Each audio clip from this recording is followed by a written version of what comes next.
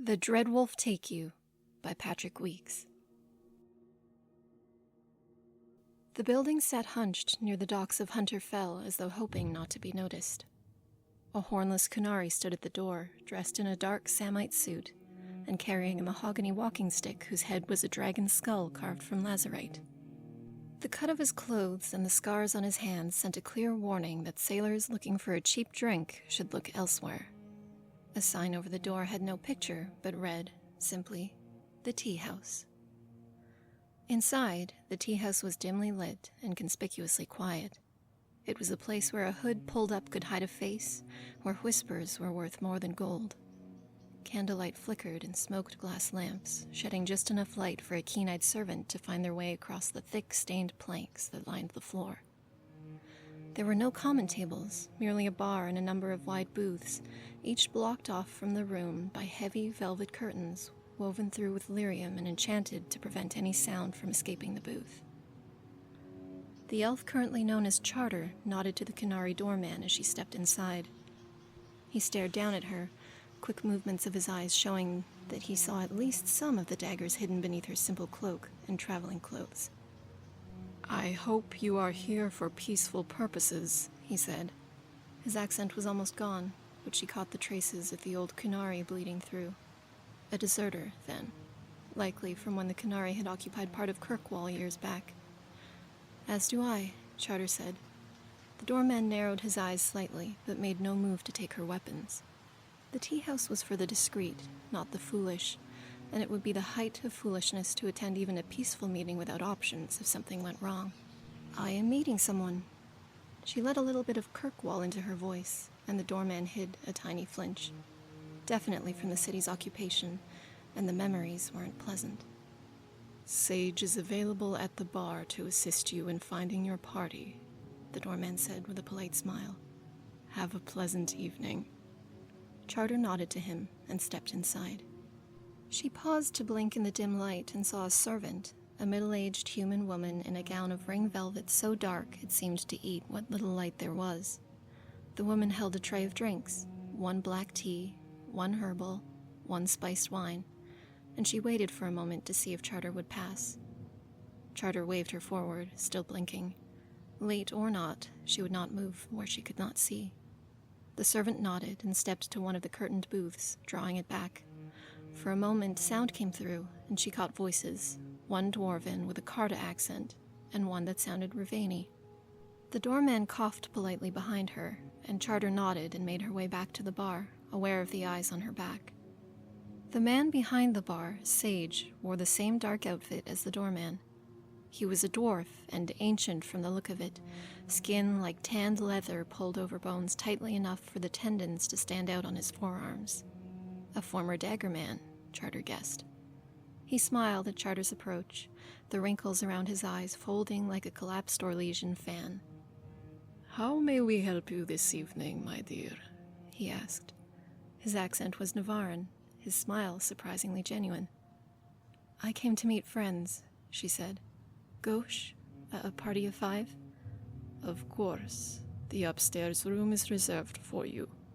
Sage gestured to the glasses behind him. "The others have already arrived. May I take your order?"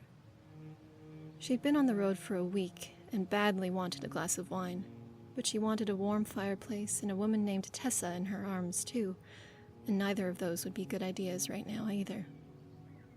"Anderfell's, mint, loose leaf, if you have any." Sage nodded. "And I do recall correctly that it was 2 sugars?" That had been 10 years and several names ago. She smiled despite herself. "You do. Thank you." Sage gestured to the staircase, which was lit more brightly. No one coming to a secret rendezvous wanted to make a bad impression by tripping on the stairs in the dark. She nodded and headed up, her footsteps quiet as she turned at the landing, then headed up further. The top floor was blocked by another of the black curtains that blocked the sound, and when she pushed it aside, she saw one large room. The lamps were dim, and the walls bare of both windows and any painting where a peephole might have been concealed, but a fireplace against the wall crackled merrily, and seated around the fire in comfortable, overstuffed chairs were 4 figures.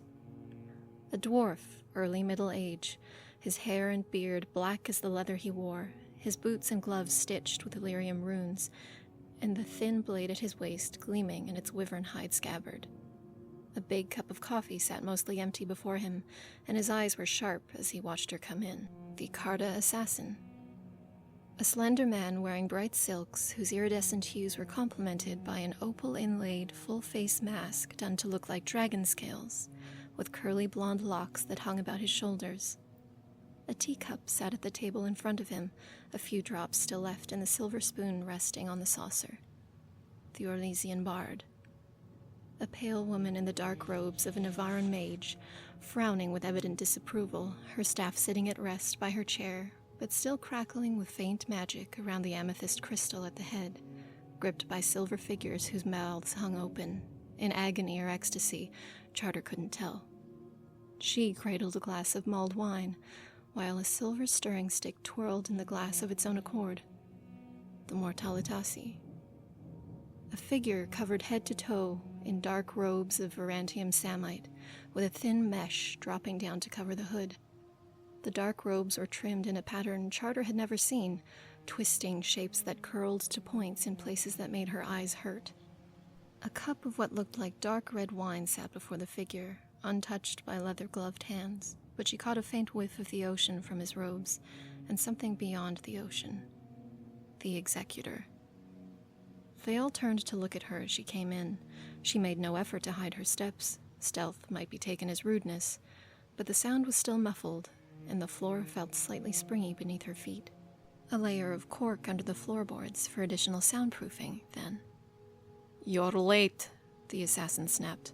"I've been stuck listening to the Peacock and the Death Mage and whatever he is." He gestured at the executor. "She is perfectly on time," the Mortalitasi said with a sniff. "It is not as though you were enjoyable to talk to yourself, monsieur," the bard said, his Orlesian accent curling like smoke around the words. "Enough." The voice that came from the executor could have been male or female, young or old. It was less a voice than the idea of a voice, rendered acceptably, but no more. "We came because we possess a shared interest in the wolf." "The Inquisition's wolf," the assassin smirked. "Remember, he worked with them for a year with none of them the wiser.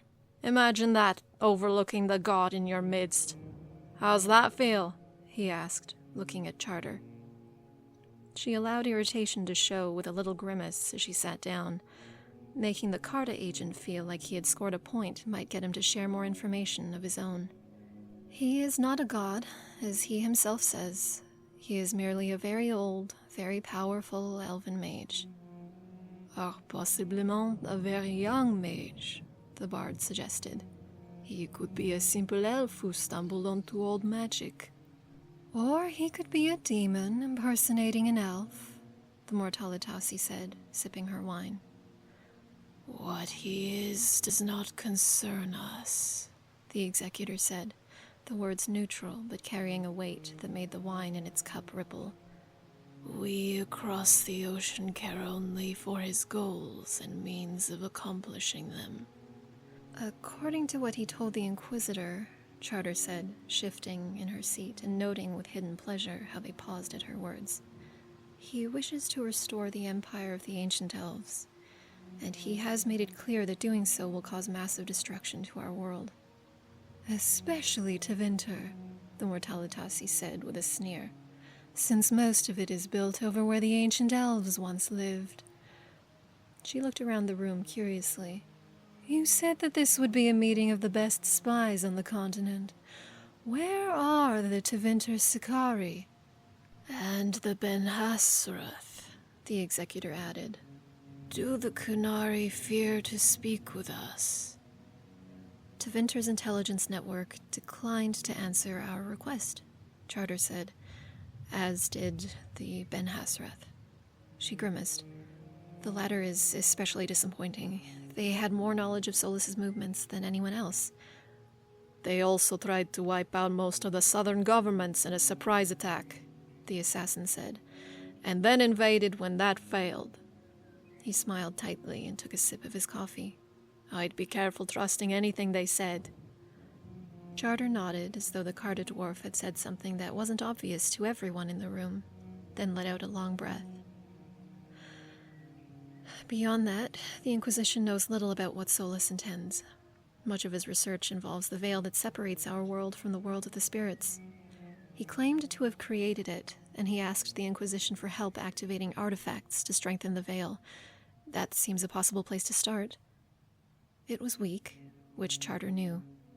She let that weakness creep into her voice as she said it, the little hitch of someone out of their depth.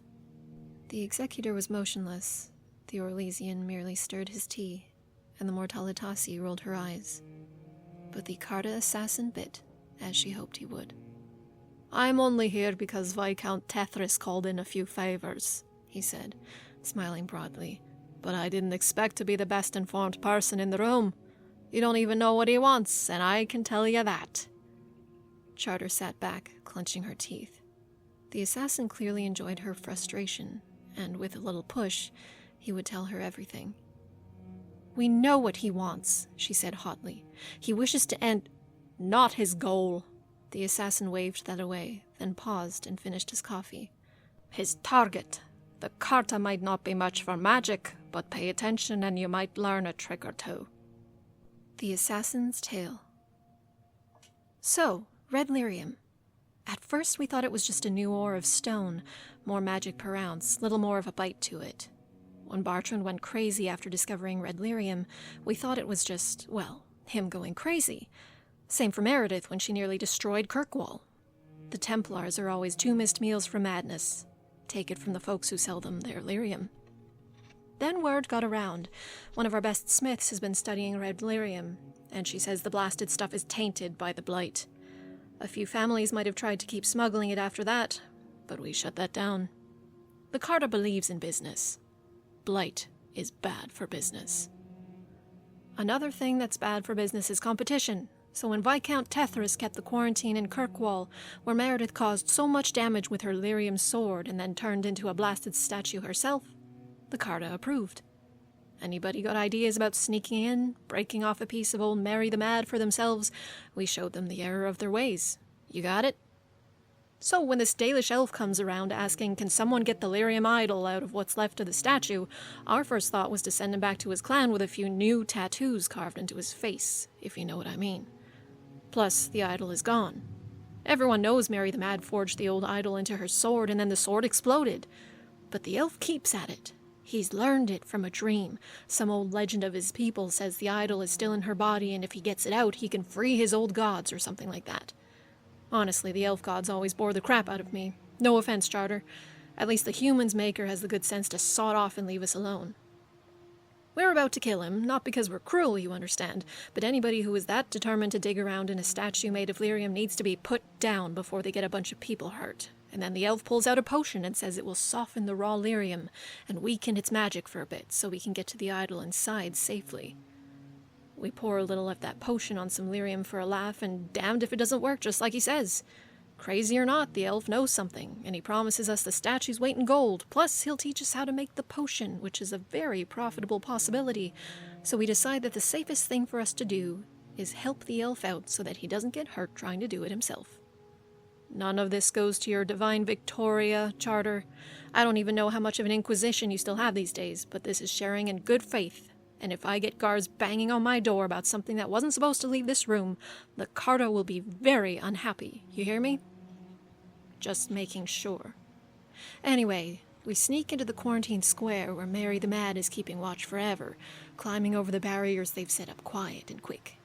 It takes a little bribery and a little moving quiet-like, and maybe a few of Kirkwall's finest should have taken the hint and gone for a walk, but they got a bad case of scruples and had to go for a swim instead. But what matters is that we got to the statue. It was creepy, I'll tell you that. The whole square stank of magic, thick enough to raise the hair on your arms, and as we're moving through the shadows, I'd swear on my mother's urn I heard music in the wind. Like some old song I heard as a kid but can't quite remember. A couple of us fell over right there, shaking and whispering, but most of us keep our heads on straight and we get to the statue. It doesn't really look human anymore. It doesn't look like much of anything other than a twisted vein of lyrium that just grew out of the dark in a weird, groundy place. Some of the lyrium is dark, some of it's glowing. The song in my head is getting louder, and another of my Carter brothers runs off screaming, the idiot.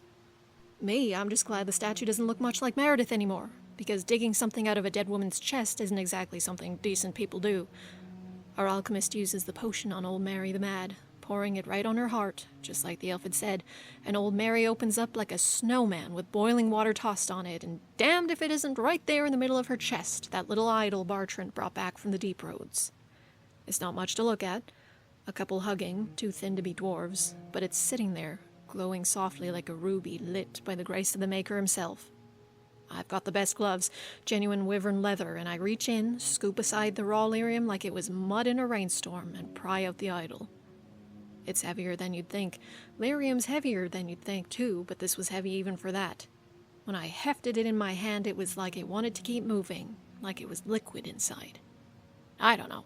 Anyways, we get it into the chest, double-shielded, safe enough that you could sleep with it under your pillow at night, and the song shuts off all at once.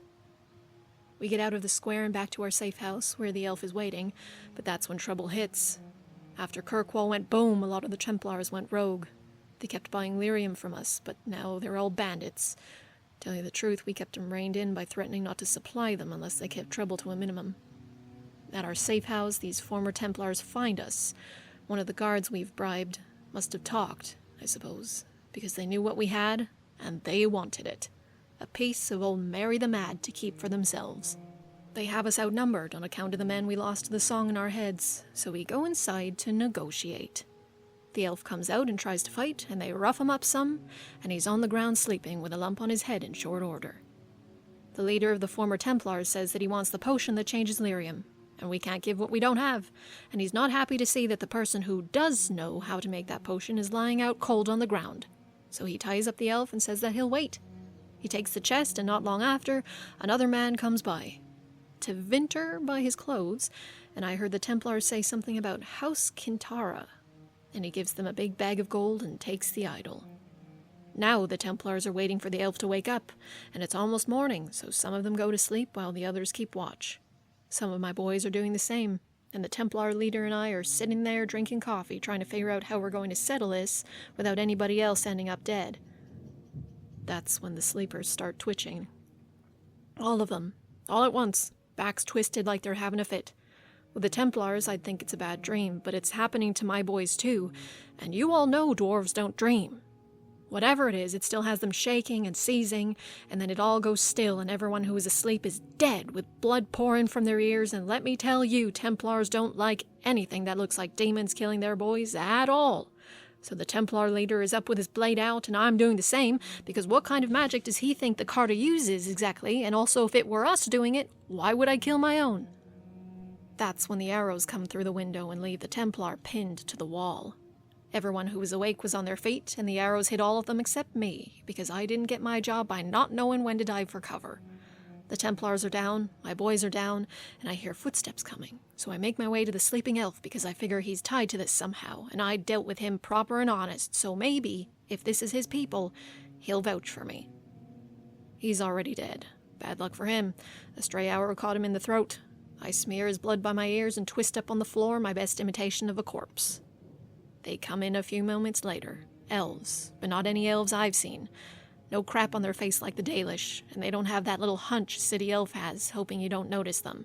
They've got fancy armor and bows out, and they case the arm like professionals. One of them says that the idol must have been removed, and his accent is your normal Ferelden, not like the Dalish, who always sound like they're talking through a mouthful of toffee. He sees the dead elf on the ground and swears. Must have been embarrassed that his own arrow killed the boy he was supposed to rescue. The other one leans down by the body and says, "The Dreadwolf guides your soul to peace, brother." And his accent does sound Dalish, only more formal, like he's reading a poem even when he's not. And then the elves walk out of there without another word.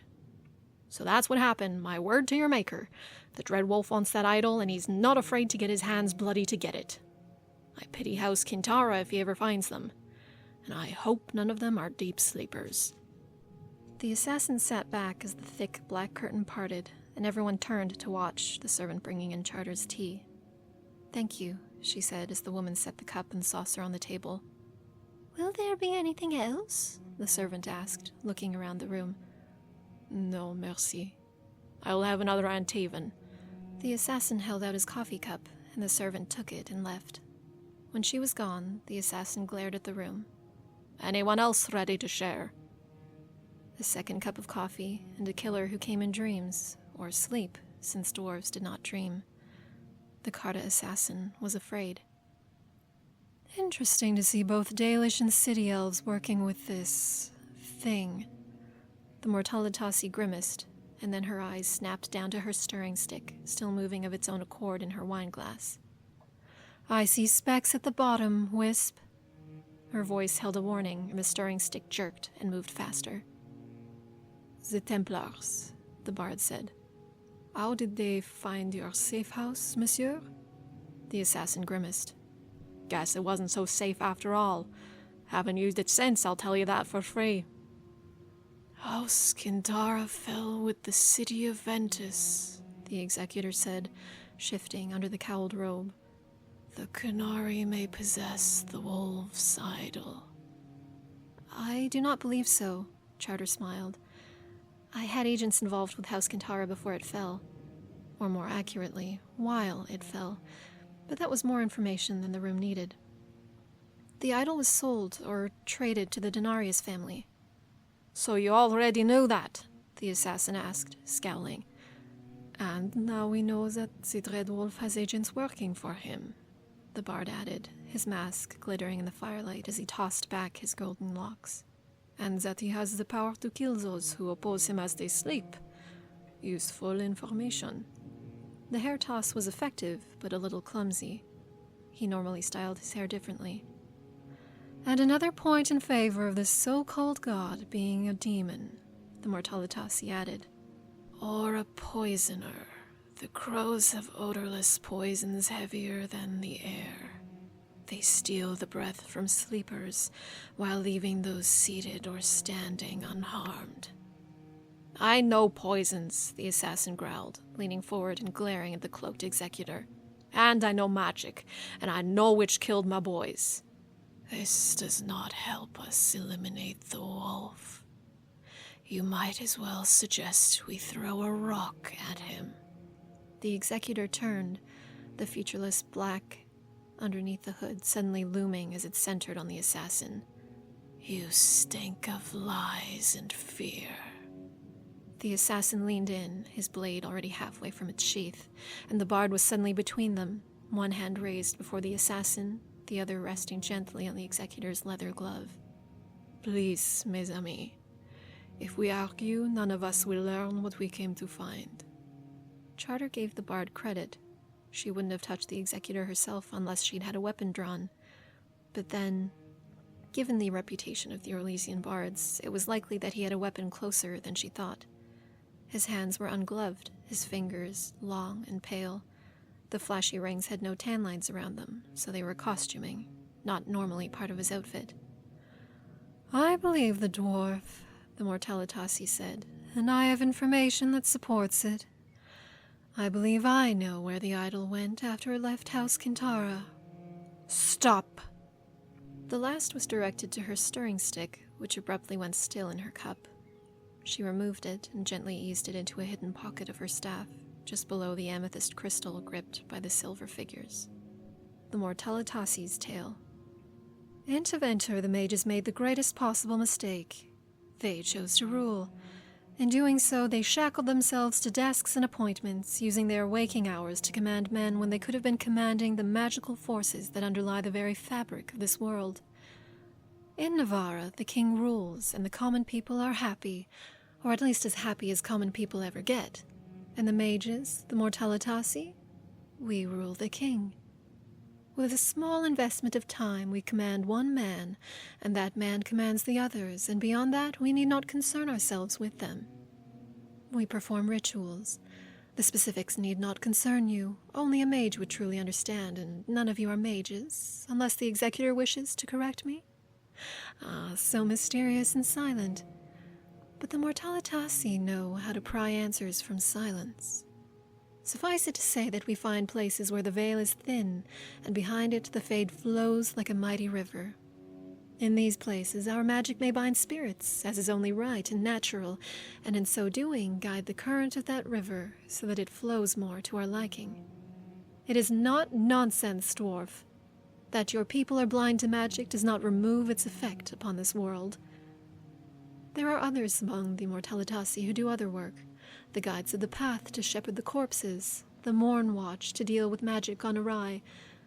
But those who do as I do, who bind the fade and the world beneath it to their will, we are the truest mages, whatever those who question our methods might say where they think we cannot hear. It is in this understanding that we allowed a Tevinter mage to visit and perform a ritual. He came from House Denarius, saying that his master had met some misfortune. He asked for our help, that he might change this world for the better. The war against the Kunari, he said, had not gone well. You all know that the Antam invaded without permission of the other branches of Kunari government. We had assumed this would hobble them, but it appears the priests and workers were a moderating influence.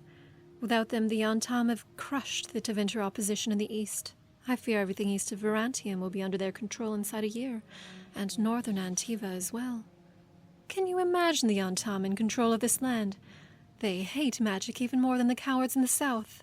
Our great works, the magic of centuries, they would destroy it, judging us monsters as though they had any right. It is unacceptable. I will not answer to witless fools who cannot even see the demons I bind by will alone. I will not answer to you either, Orlesian, when you can stand in the fade and turn the raw chaos to your purpose through sheer force of will. Then I will accept your opinions of whether my magic is safe or appropriate. The mage who came to us had a way to drive back the Antam. He would perform a ritual with our help, directing the course of the fade against the Antam so that every dream, every demon, every half-interested spirit would urge them back to the north, away from humanity.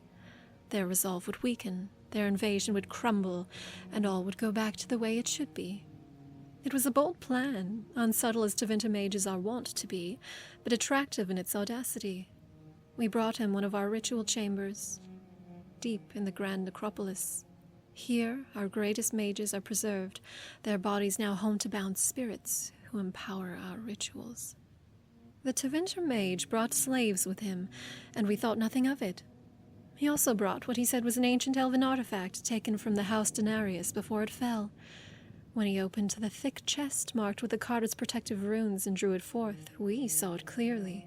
An idol crafted from red lyrium, which seemed to show two lovers, or a god mourning her sacrifice, depending on how it caught your fancy. It whispered in our minds when we saw it, but those of us gifted with magic hear such murmurs in our minds all the time, and it is nothing to us. Our great cavern had been prepared, arcane possessions ringed around us, corpses of our greatest mages bound in ritual circles that kept the demons inside their bodies safely leashed. We had all drunk lyrium until we could feel the magic pulse inside the ancient walls, a song whose notes were ours to play. We knew our parts, and I, as one of the 12 Mortalitasi, brought forth my magic, enhanced it with the arcane possessions, and focused it upon the idol the Tevinter mage had placed upon the ground before him. My part of the ritual was complex, and I was so focused upon it that I did not at first realize the Tevinter mage was killing his slaves. I saw them lying on the ground in a trance, in a circle around him, and then he had cut the throat of one of them, and then another, catching the blood of his victims on the idol as he made his way around the circle. I would, of course, have stopped him if it were possible, but the ritual was already underway. To give up my bindings could have caused massive destruction, likely killing the slaves anyway. So it was that I could only continue my work and watch the distasteful business, wishing I could have stopped him. When our power, plus the power of our arcane possessions, plus the power of his slaves' lives had all come to him, the Tevinter mage raised the idol before him, and I saw a spike of lyrium spring from the base of the idol, so that all at once it was not merely an idol, but a ritual blade. He slashed his own hand, and a wave of power pulsed through the cavern. It was as though we were the blood, and the cavern was the body through which it flowed, and we fell, all of us, to the ground, our minds pulled into a raw chaos of the fade by the power of his ritual. All around us was light and color, a dizzying array of the magic that makes up the world of spirits, and it swirled around the Tevinter mage and his ritual knife as though he were the eye of a hurricane. Something huge trembled around us, a spirit so great that it shook parts of the fate I had always considered to be neutral, devoid of life, and high overhead where the black city shadowed the sky, I heard a great, booming roar. But before the Tevinter mage could complete his ritual, the Dreadwolf arrived. It was no elf, no mortal mage. It was a beast unlike any I had ever seen. Lupine in appearance, but the size of a high dragon, with shaggy spiked hide and 6 burning eyes like a pride demon, and it came to us on wings of fire that resolved themselves into a horde of lesser demons as the Dreadwolf landed before us. You meddle past your understanding, foolish mortal mages, and in doing so you threaten all creation. The words battered us like storm winds, and the Dreadwolf's jaws closed upon the Tevinter mage, snapping him up in an instant as he screamed in terror. The lesser demons rushed down upon us, crackling with fire and lightning, and our ritual collapsed as we all drew upon our own magics to survive. You use my idol carelessly to vandalize the sea of dreams. Now feel the pain of what you have created. At once we were awake, back in the cavern, and its walls shook and cracked, and then a rift of green light rent the ceiling open above us, and the demons that had accompanied the Dreadwolf burst into the world in righteous fury, shining warriors with blades forged from the raw fate itself, and behind them, dimly visible through the crackling light, the shadow of the beast itself, from whose slavering jaws came the final words, roared not in anger, but with quiet contempt. From this moment, should you ever bind a spirit, then your life is mine. The hypocrisy almost made me laugh. The Dreadwolf forbade us from binding spirits, but why would these lesser demons attack us, if not because the Dreadwolf bound them? They might have looked like spirits of valor or justice to the untrained eye, but I assure you, no kindly spirit would tear into us as these creatures did. I flung my magic at them, driving them back with wards and blasts of raw power. My fellow Mortalitasi fell around me. The Tevinter mage lay on the cavern floor, a withered husk surrounded by the slaves he had sacrificed in his bloody ritual. One of my fellow Mortalitasi, a noble's son, sprinted to the body. He seized the idol, its lyrium blade was gone, retracted or shattered, I know not which, and flung it into the thick carded chest that had bound its power before. He ran with it, leaving the rest of us to die, and I cursed his name and his cleverness. The rift closed, and the demons laid the Mortalitasi to waste. I ran with a few other survivors. I had to escape the demons, to warn the others, you see, so that they would not endanger anyone else. The demons blocked my path, as did the arcane possessions, the corpses of our great mages carrying powerful spirits. There were only 2 of us left. Me and an old acquaintance. She wept beside me, her staff broken and useless from her old arguments and petty politics. A demon caught her from behind, its shining blade piercing her heart with a single clean blow. Her life flowed out beside me, and I was helpless to save her. Then the bodies of the sacrificed slaves twitched and shuddered as spirits found them, and a moment later they were on their feet, corpses driven by spirits, and they fell upon the demons and the arcane horrors, giving me time to flee. The Morn Watch, close-minded fools, questioned later why the corpses would aid me, as though my good works were insufficient to draw compassionate spirits who might wish me protected, as though I were some common criminal binding spirits through blood magic, not the victim of the Dreadwolf himself. They returned with me, nevertheless, ready to banish the demons, but they had already left. The arcane possessions had vacated their corpses as well, as had the sacrifices. We reinterred our honored dead and ended up sealing the cavern. We searched for the noble's son and the stolen idol, but he had fled into Tevinter, and with so much of the Imperium in chaos from the war, it was not safe for us to give chase. I fear that is where my story and my knowledge ends. Whatever you know of this mage, put it aside. Whether he is truly the Dreadwolf of Elven myth, I cannot say. It is not uncommon for powerful spirits to be worshipped as gods, as the Avar do. But whatever fear the name of the Dreadwolf carries, he has earned. While we might visit the Fade, it is his natural home, and the spirits there serve him gladly. They whisper in my dreams now, accusing me of crimes I never committed, and promising vengeance if my wards fail. A weaker mage would be dead already, or mad. And as clear as the Dreadwolf's anger at what we had done, the Mortalitasi binding spirits he considered his own, the Tevinter mage using forbidden blood magic, was the feeling that we had disrupted his own work. He intends something for the Fade, and if he wants the idol, then whatever he intends will be terrible. The assassin harumphed as the curtain drew back, and Charter saw his hand go to his blade again, but it was only the servant returning with his coffee. He nodded at her, and as she withdrew, the curtain crackled faintly with magic as it drew silence across the boundary at the top of the stairs. "This is useless," he snapped, and sipped his coffee with a grimace. "I knew the elf was dangerous. Now he's a demon as well?" "Or has an alliance with a demon," Charter pointed out. During his attacks on the south, Corypheus allied himself with a fear demon as a way to trap the Grey Wardens. "The Grey Wardens trapped themselves," the bard murmured, a hint of disapproval in his voice as he stirred his tea. "Regardless, we know more than we did." "He has begun whatever ritual he intends to use to restore the Elven Empire," Charter said, "and he is aware of disruptions. The ritual involves the Fade, and it requires the idol in some way." "The idol also reacts to other lyrium," the Mortalitasi added. "Perhaps he needs lyrium for his ritual? The normal blue or the strange new red form?" The assassin folded his arms and sat back. "We've got enough problems without getting mixed up with red lyrium," he growled. "I told you, it's blighted, and blight is bad for business." He glared over at the executor. "And you've been happy to listen, but haven't offered anything of your own. What are we getting in trade?" Before the executor could answer, the bard raised his hands.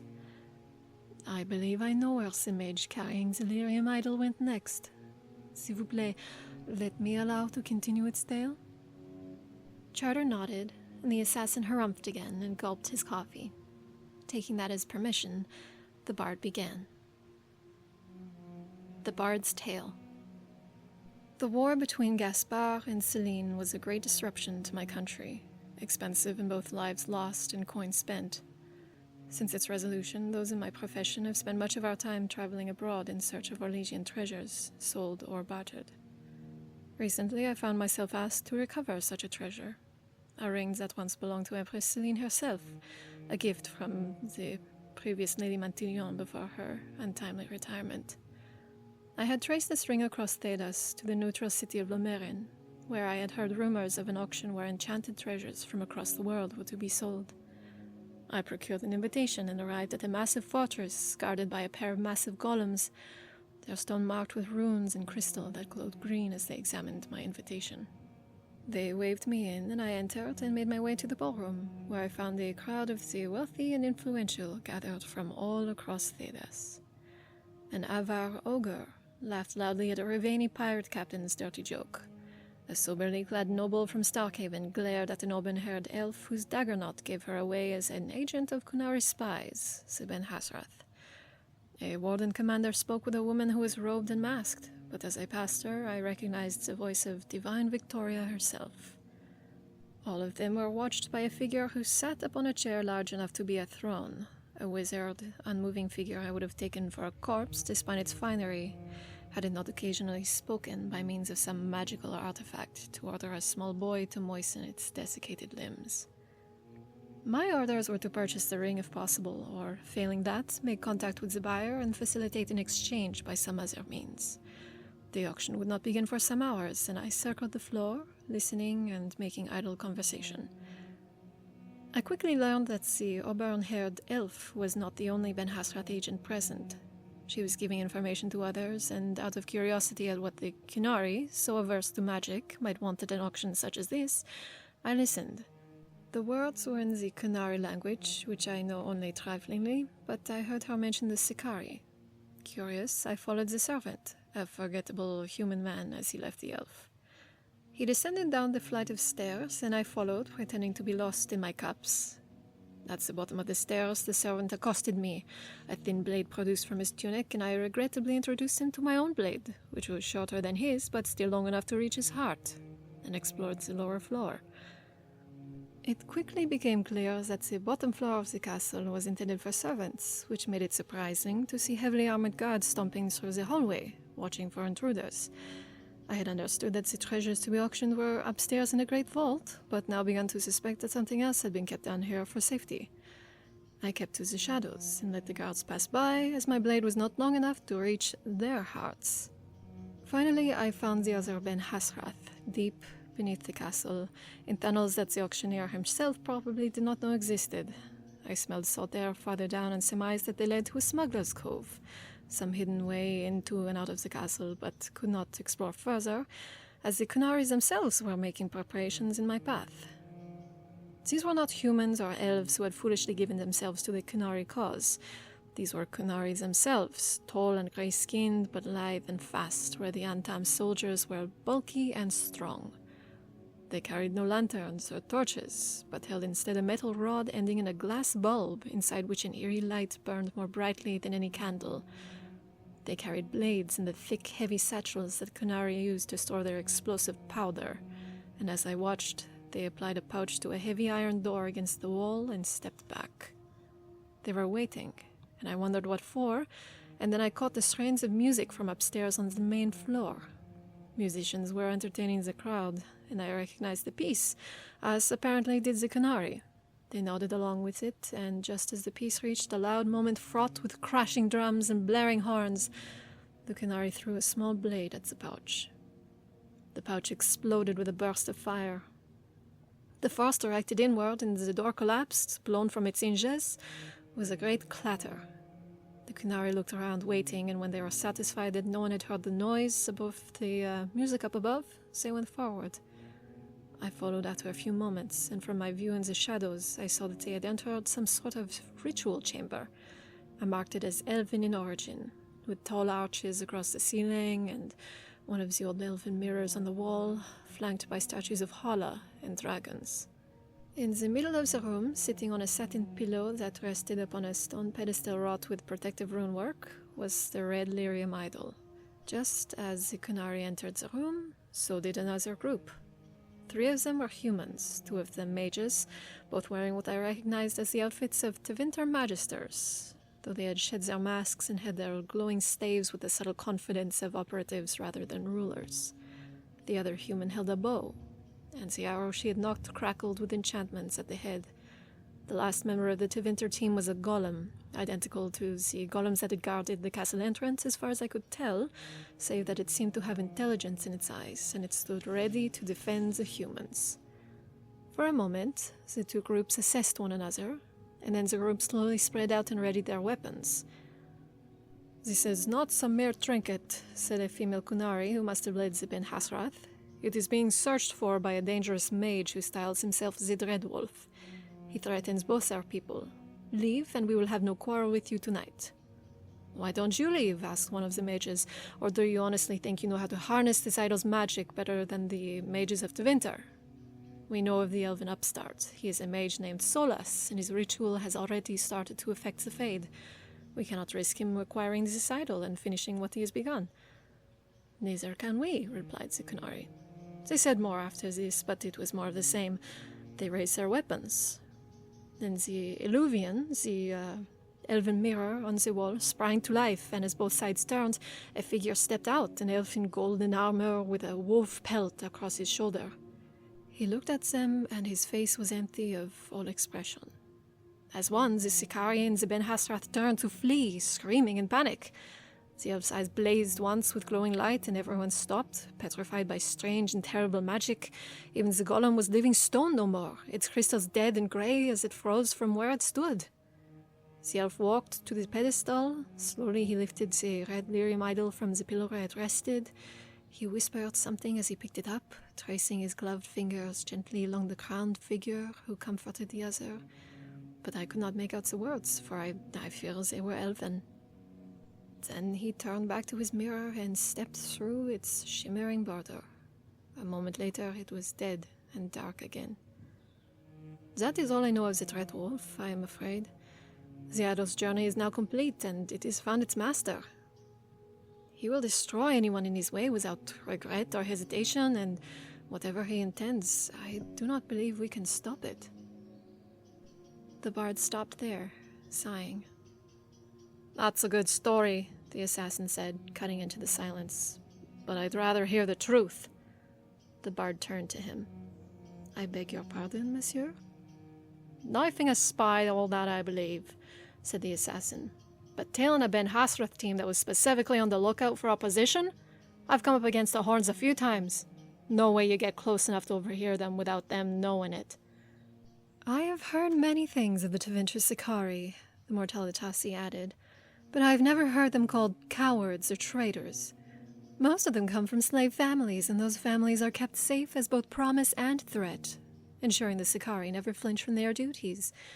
You say that they broke and ran as soon as a single elf walked through the mirror? I know they would have attacked. Charter sighed. There are many liars at this table, she said, some more talented than others. I ask for my life. The assassin turned to her. What are you on about? Please, said the Mortalitasi with a sniff. You expect us to believe that a group of ex-Templars found your safe house and came in such number that you had no choice but to surrender your great treasure? You expect us to believe that a stray arrow flew through the window and struck the sleeping elf who lay on the ground? The assassin stood. Oh, that's how it is, eh? His blade came out of its sheath, glittering in the firelight. Then I suppose we should ask how an expert mage like yourself didn't figure out that she was helping in a blood magic ritual.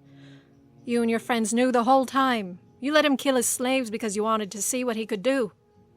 The Mortalitasi held out a hand, and her staff leaped to her grasp, crackling with purple fire. The eyes of the silver figures holding the amethyst crystal began to glow, a handful of tiny pinpricks of glittering light. There were no Templars. You sold the idol to the Tevinter contact yourself, getting more money than the elf could offer.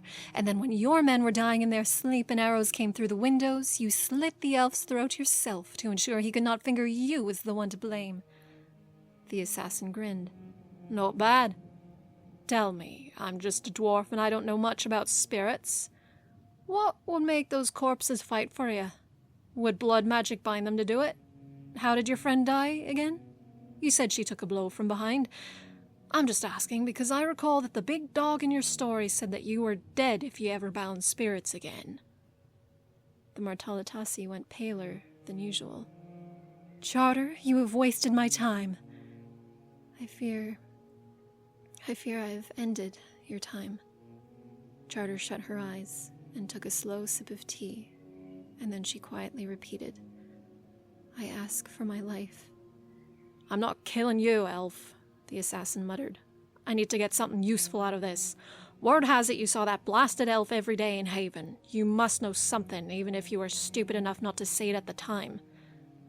I'm not asking you, Charter said.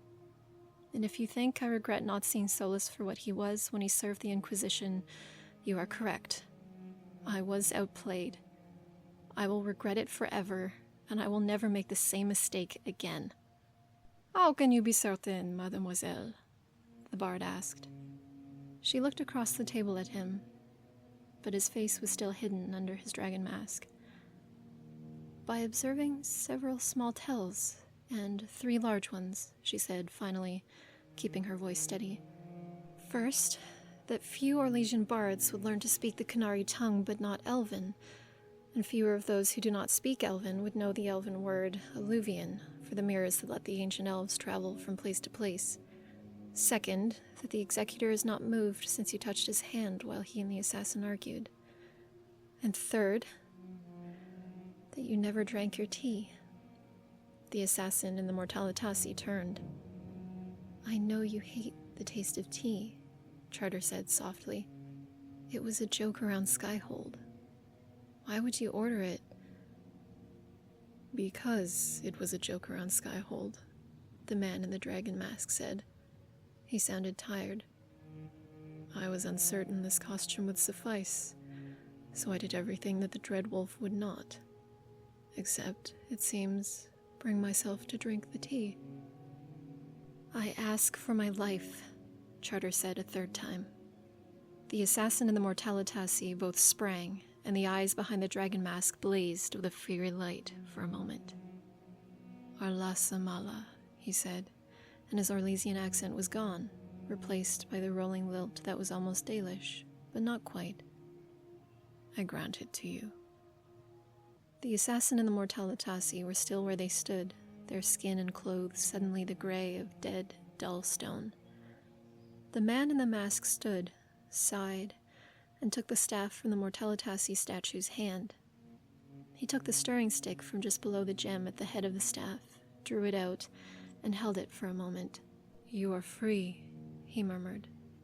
The stirring stick glowed for a moment in his hands, and then a wisp of energy flickered away.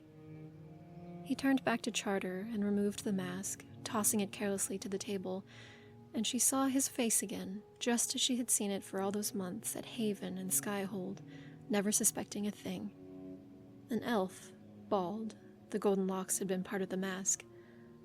An oval face with full lips and a tiny scar on his brow. Pointed ears, previously hidden under the mask and wig. "Excellent work on the executor," Charter said. "You petrified him, but not his robes." "I would caution you in dealing with those across the sea," he said. "They are dangerous." "More dangerous than the elf who threatens the world?" Charter asked, and was rewarded with a twitch of his lips that acknowledged the point. "Why did you come? Why you, personally?" "I wished to know what you all knew," he said, gesturing at the table. "There are many of you, and you are not fools. As for me coming in person, the Inquisition was involved." He returned to his seat. "Why did you come?" She shook her head helplessly. "Because you told the Inquisitor that you were going to destroy this world," she said. "Did you expect us not to try and stop you?" He sighed. "It was a moment of weakness. I told myself that it was because you all deserved to know, to live a few years in peace before my ritual was complete, before this world ended." "Then perhaps we are not the only ones you lied to," Charter said. "You do not have to do this." His look pinned her. "I have no choice. What I am doing will save this world, and those like you, the elves who still remain, may even find it better when it is done." Charter considered lying, but then she thought of Tess with her quick smile and strong hands. "There are those I care for who would not." He smiled sadly. "I know that feeling well. I am not a god, Charter. I am prideful, hot-headed, and foolish, and I am doing what I must. When you report back to the Inquisitor," his voice faltered, "say that I am sorry." He walked away, and Charter remained still until the curtain closed behind him. And then she drank the rest of her tea, her fingers shaking a little. She looked at the dragon mask on the table. Prideful, hot-headed, foolish, doing what he must, sympathetic to elves, said that he was sorry. The red lyrium idol was of a crowned figure comforting another. It was not much, but it was more than she had known before, she thought. Pulling a small notebook from one pocket, she began to write her report. After all, the Dreadwolf wasn't going to stop himself.